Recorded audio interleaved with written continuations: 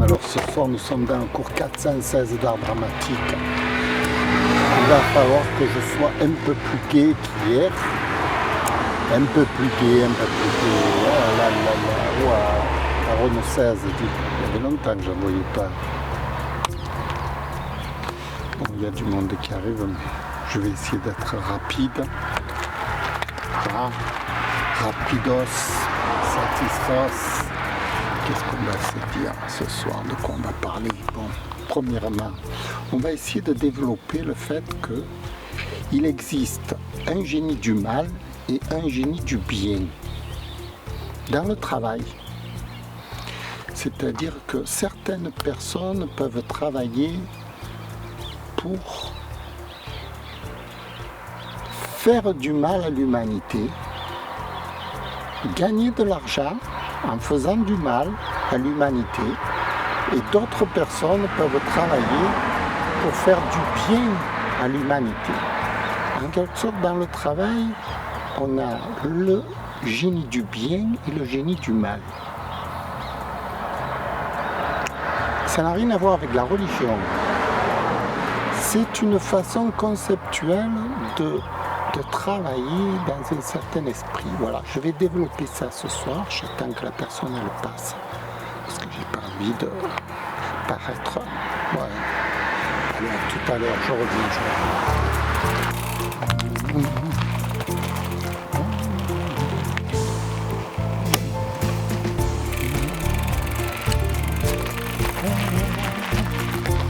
La personne elle est passée, il va en venir d'autres, j'ai vu. Alors le génie du mal et le génie du bien. Génie du mal, génie du bien. Pour comprendre ça, ça ne dépend pas de la volonté de celui qui travaille. Pas tout à fait de sa volonté. Ce qui fait que celui qui travaille ne sait pas en général s'il travaille pour le génie du bien ou pour le génie du mal. Ça dépend d'autres facteurs qui sont inconscients. L'inconscient, il faut comprendre ce qu'il dicte. Voilà, je vais développer.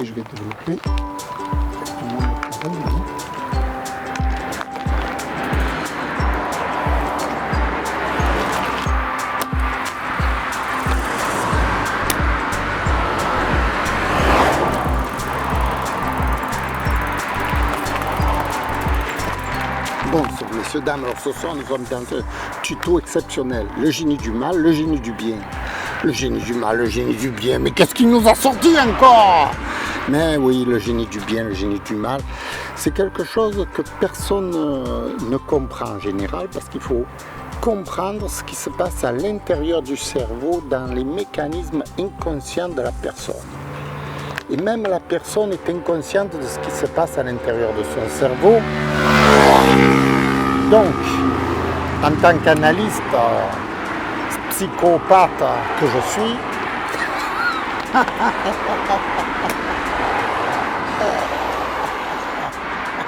j'analyse des choses invisibles.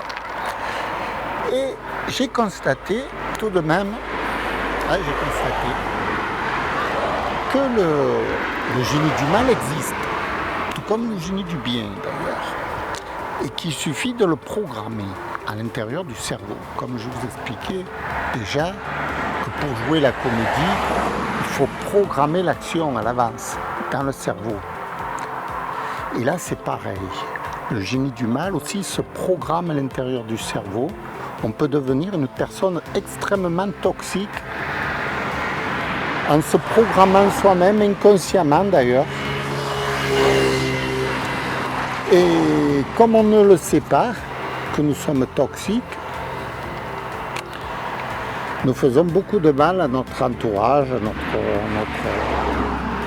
aux gens qui nous entourent, etc.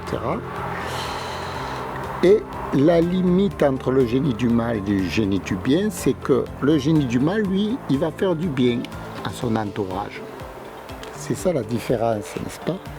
Quand par exemple, je vous donne un exemple tout bête, le gars il décide de faire une guerre mondiale, une guerre qu'il envoie des soldats au casse-pipe, soit il va y gagner quelque chose, soit il va y perdre quelque chose. Le tout est tout de même de savoir qu'il va y avoir des morts. Alors, c'est un peu comme l'histoire des pompiers, n'est-ce pas? Quand on envoie des pompiers pour éteindre le feu, on sait qu'il va y avoir des morts. Mais c'est pour la cause du bien qu'on le fait. Il y en a qui envoient les gens à la mort pour leur propre cause à eux, pas pour la cause du bien. C'est pour ça que je vous parlais de l'ego. Le personnage égocentrique, très refermé sur lui-même, lui, probablement, tout ce qu'il fait, c'est mal pour les autres, vous voyez? Parce qu'il ne défend pas leur intérêt. Il défend le sien, son petit ego, il défend avec sa grosse voiture.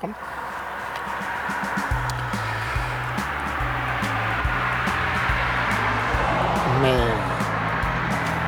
c'est pour ça qu'il faut enseigner la différence entre le génie du bien et le génie du mal. C'est très important de comprendre la personne, de quel côté se situe-t-elle. Hein?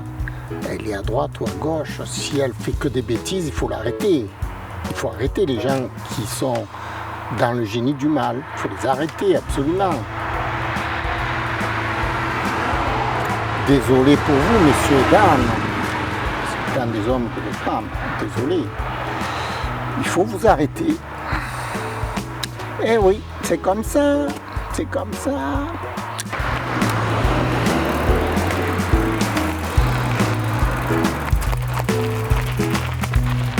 Alors oui, êtes-vous génie du bien ou génie du mal? Question importante à se poser.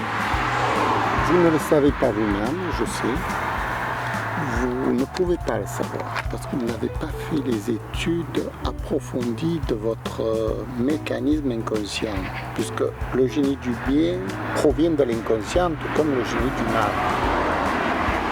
Alors, le but, c'est de comprendre comment l'inconscient fonctionne, de façon à ce que vous puissiez gérer cette matière grise.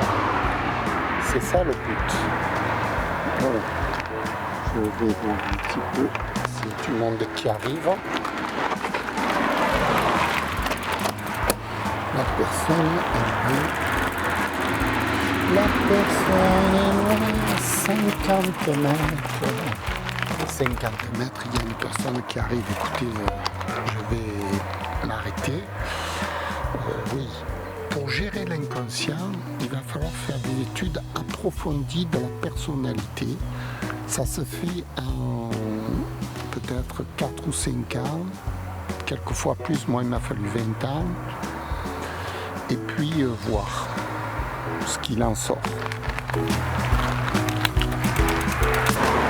Le génie du mal est une chose étrange en soi. Bonsoir, alors toujours dans le génie du bien, génie du mal. Oui, savoir gérer son inconscient, c'est très important. Ça va permettre de gérer nos actes inconscients parce que ce sont eux qui gèrent notre destinée et celle de notre entourage en même temps. Donc c'est une affaire collective qui passe déjà par soi-même, déjà être bien avec soi-même, de façon à refléter une action positive pour les autres. Quelque chose qui puisse leur apporter un bienfait. Donc la gestion de ce génie du bien, du mal, de la personne humaine, va demander 4 ou 5 ans minimum avec des spécialistes. Et un travail personnel, je pense que le travail personnel s'étend sur 15 ans, tout de même. Je pense que pour gérer une personne, régler l'inconscient d'une personne, ça prend beaucoup de temps parce qu'il faut comprendre tous les mécanismes internes de la psychologie.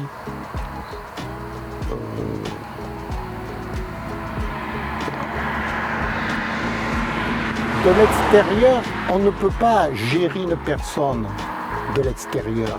On est obligé de se gérer soi-même pour soi-même.